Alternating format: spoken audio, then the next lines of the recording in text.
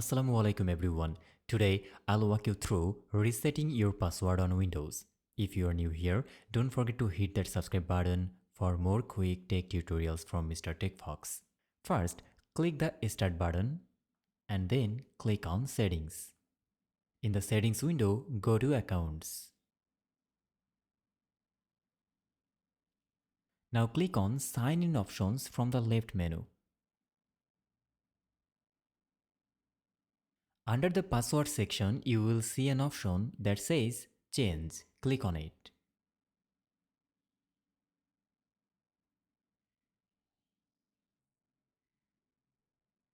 Here you can see that a pop-up window is appearing here.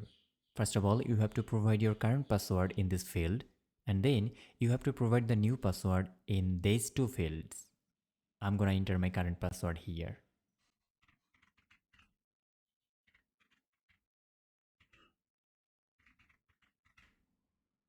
And now click on OK button. All done. You have successfully reset your password. If this helped, drop a like and don't forget to subscribe to Mr. TechFox for more quick tutorials. See you next time. Thank you.